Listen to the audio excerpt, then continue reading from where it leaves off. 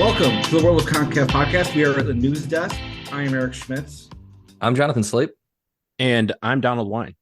And it's October. And you know what that means. Concacaf Nations League is back. So we got a preview.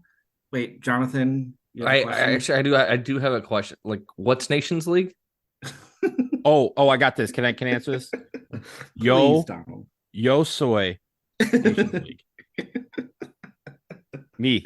Yo. I just thought I was here to hang out.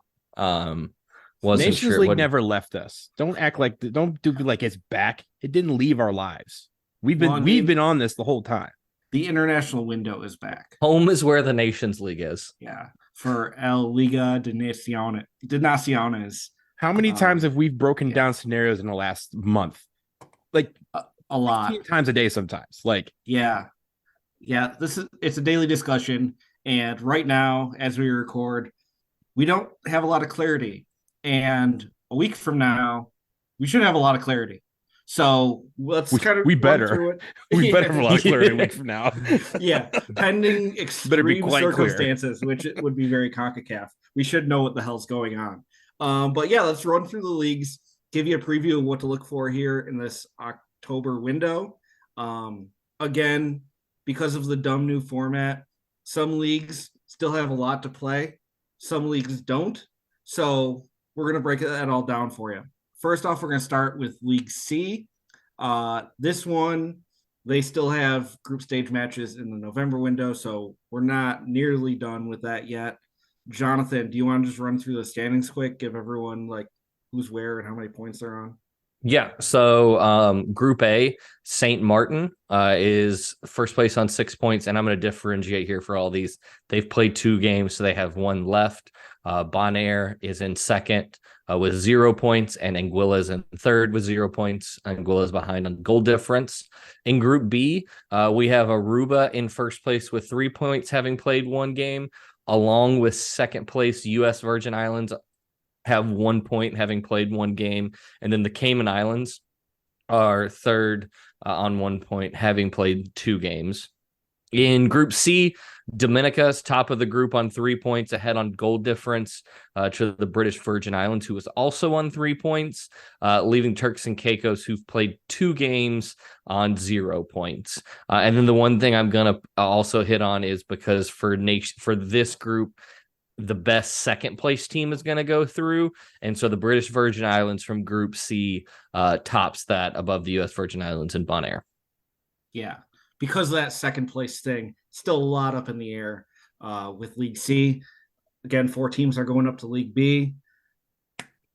We won't know anything till November, but we'll do our quick sips, little news notes.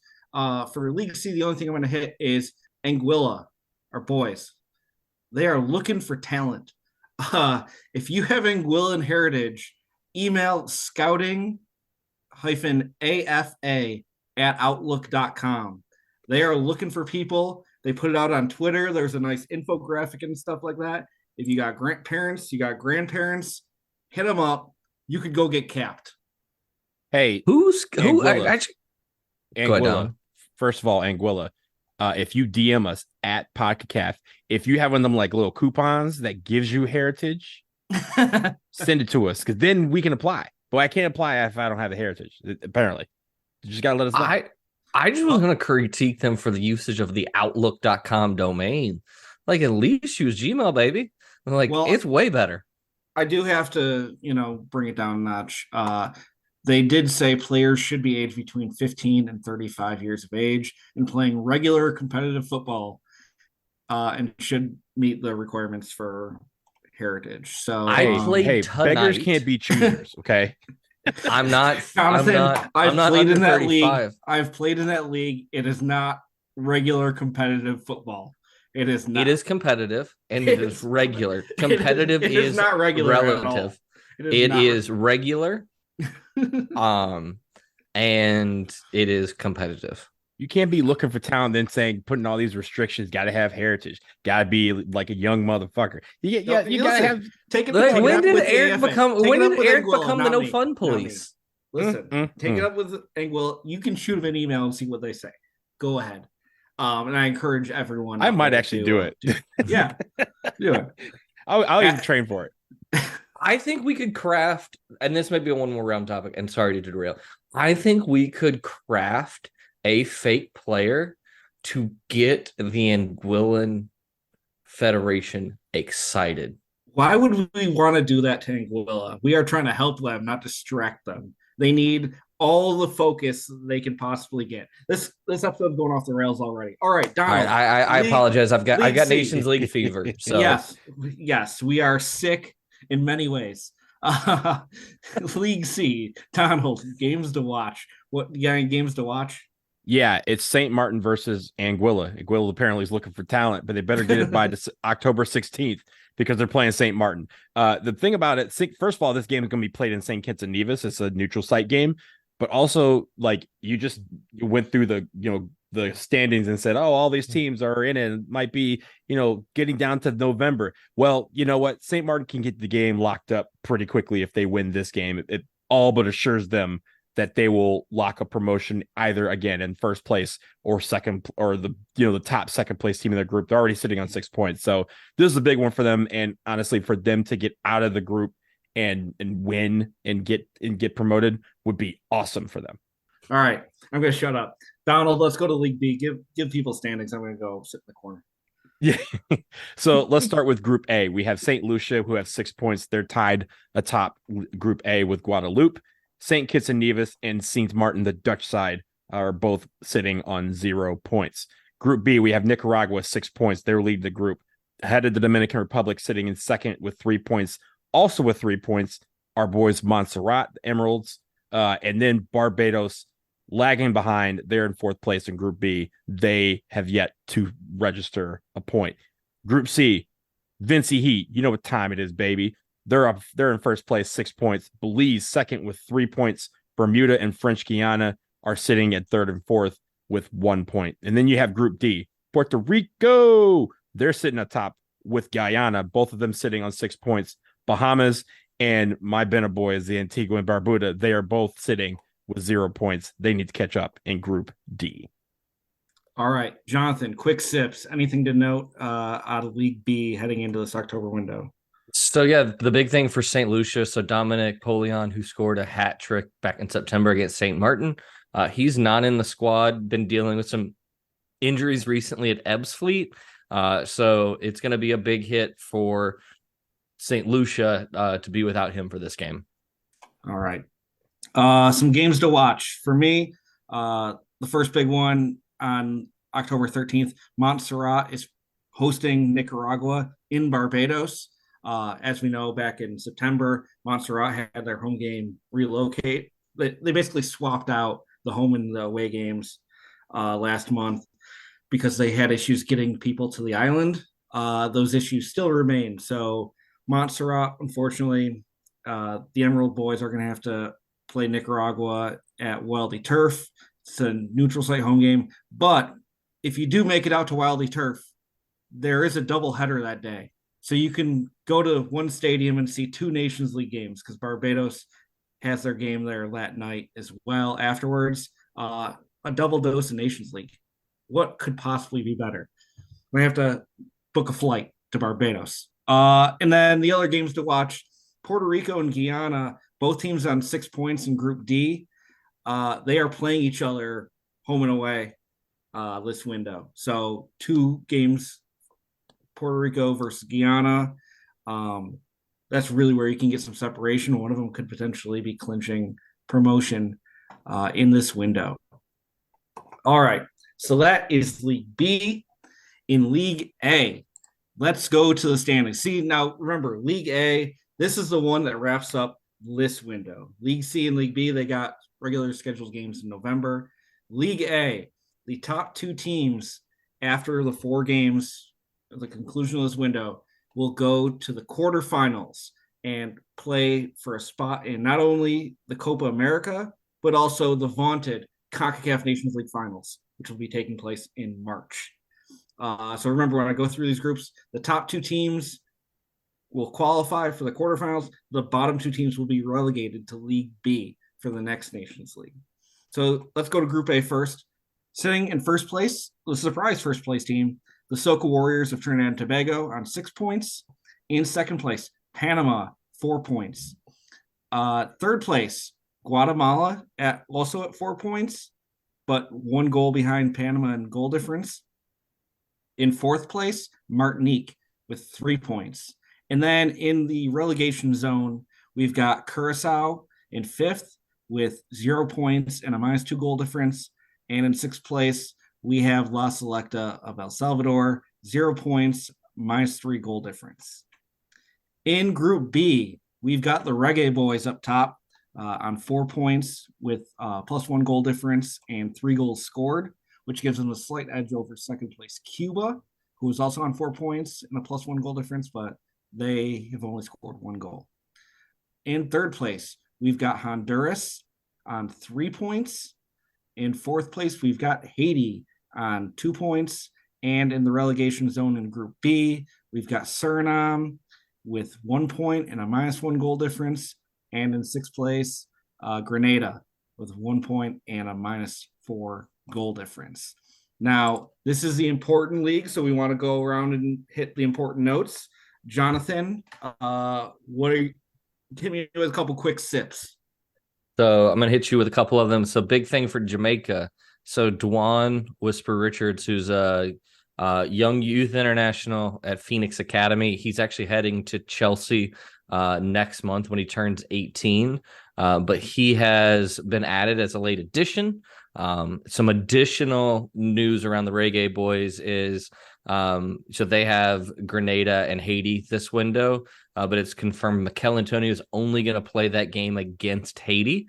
And then last, just kind of looking toward the future, there was Hal Grimson, the Jamaica manager, was asked about Mason Greenwood and left the door open. But of course, that's something if it becomes an actual real thing, we'll dive into.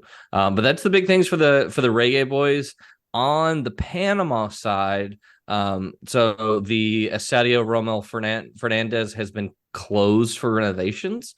They've been working on that stadium, but when they play Guatemala this month, they're opening it up at reduced capacity. So there will be fans there, but it's only going to be about 17,500 there. And we've seen how good and what a difference the crowd in Panama can make at the Estadio Romel Fernandez. And so we'll see how much of an impact, even a half full crowd is as Panama looks to wrap up their and solidify their position as one of the teams advancing to the quarterfinals. All right, Donald, what do you got? Yeah, so let's go to El Salvador. It's their first one. I'll say, first Hugo Perez out, in Ruben de la Barea. So it's his first match in charge of El Salvador, but he's going to be without a couple of guys. Chico Orellana and Amando Moreno are not playing due to injury. So El Salvador, again, they have a lot to catch up on. They need to really, they have to win twice and hope for some help, and not having those two are in the lineup are really going to hurt them. The other team that's going to be without a big guy is Cuba. Onel Hernandez, declined to call up due to injury. He's not 100%. He's not ready to go. That is going to be important. Cuba, as you mentioned, sits in third place? Second place, and will need some points to stay in that top two to get to the next round. All right. And then for me, going to Honduras, I don't know if you guys saw any of this. Mass hysteria in Honduras. David Ruiz, who plays for Inter Miami. He is a U.S. dual national with Honduras. He got his first cap back in September. He didn't show up for camp, and all of a sudden, all of the newspapers in Honduras were under the impression that the U.S. was courting him to try to get him to switch back. And of course, since he has an official cap, he would eventually have to, before he's 21 years old, he's got an official appearance, but he could switch back, but he wouldn't be able to be eligible for 3 years. So it doesn't make a lot of sense that he'd be like, oh yeah, I changed my mind a month later. But yeah, the Inter Miami player, he doesn't show up. Everyone's like, oh, the U.S. is trying to steal him. Apparently his agent came out and said, he's just sick. He's not gonna make it. But like he missed his flight, his first flight. They tried to get him a second flight, still didn't show up. And it's like, nah, he ain't coming. He's just sick. He ain't bailing on you guys yet. But like Diaz, the big sports paper in Honduras, had like 4 articles today just about this guy not showing up to camp. It's just a big youth player for Inter Miami. I mean, they need everyone they can get. And then going to Curacao, there's talk about Dick Advocat coming out of retirement to take over the national team there. He has declined to do it. So Dean Gore is still the interim manager with Curacao. They are going to be missing Leandro Bacuna, who's out with a 2-match ban after the red card he got against Martinique in that whole fracas. He, amongst other players for various reasons, will not be suiting up for Curacao, who is in dire need of some results to avoid relegation to League B for the next Nations League. Donald, give us some games to watch in this October window. All of them. Duh. We're trying to figure out where we're trying to go next month. So it's all of them. But if you had to pick a couple, there are a couple games that are very important. The first one coming on the 13th, Trinidad and Tobago versus Guatemala. It's going to be taking place at Hazley Crawford Stadium in Port of Spain. Trinidad and Tobago will qualify with a win or a draw and a Panama loss. So if they beat Guatemala and Panama loses, they will make it to the quarterfinals of the Nations League. So a big deal for them. I do want to clarify that it's Trinidad will qualify with the quarterfinals with a win or a draw and Panama loss. Got it. So if they win, they're through. Draw and Panama lose, they're also through. All right. Yeah. And also shout out D-Vibes section. Follow them on Twitter. Like they got their own thing popping down there. It's gonna be packed. It's gonna be rowdy. Trinidad Soca Warriors are excited about it. They're in a great spot to go through. Look, considering they were supposed to be in League B and they got, a week before the Gold Cup got put into the Gold Cup and now are on the verge of potentially going to the quarterfinals. This is a really big deal for them. It's been a very successful last few months for them. And the next game is on the 12th, Suriname versus Haiti. This is going to be in Paramaribo in Suriname. A Haiti win means they're still alive for the quarterfinals, and they avoid relegation before meeting Jamaica in the final match, which of course is going to be important. As you mentioned, Mikel Antonio is going to be playing against Haiti. So there's a lot of games that like one, may make the difference in their at a particular team. But when it comes to the top 2 and the bottom 2, everyone is in play for just about everything. It's like that's what makes this month so special, especially in League A, is that there's so many games that you need to watch because one game can determine what happens in the scenarios down the line for someone else. And especially for League A, when you only have 2 matches left, is going to be a massively ridiculous week. Yeah. Curacao ain't dead yet, baby. Curacao ain't dead yet, but also the Swiss style format still really dumb. Like it's special, so much is in the air, but there's no way this is like a fair competitive way to do this. It's CONCACAF. It is CONCACAF, but the fact they're doing a group stage where you don't even play your whole group, like it's not even like when they do the qualifying, it's like, all right, well, you'll either play them home or away, but you're going to play everybody. Nah, some teams, they got no choice. It's just where you got drawn. But yeah, a lot up in the air. It's going to be an exciting weekend of soccer. Obviously, a lot in play. 4 spots in the CONCACAF Nations League quarterfinals up for grabs, where those teams will face Mexico, the United States, Canada, and Costa Rica in November, home and away. We are eagerly anticipating to find out where the United States will be playing and who they will be hosting in Austin next month. I am looking forward to it. Look, do you know how excited? They're just passing the time this month by playing Germany and Ghana. And so is Mexico. They are so bored trying to figure out where they're going for Nations League. They're just like, yeah, Germany, Ghana, just come on over. And I guess we'll play a little bit while we wait on these guys to sort everything out. So Nations League, tune in. It's going to be a fun week for everybody. Yeah, for sure. Before we sign off, just throw it out there. We know who's realistic for who the U.S. might face in the quarterfinals. what one are you kind of hoping for? I'll let Jonathan go first here if he's ready. For the U.S., so I've not been to as many of the Concacaf nations as you all. But looking at, I've been doing some flight look at research. I mean, I would love to go to Panama. It's actually a pretty simple, pretty quick flight.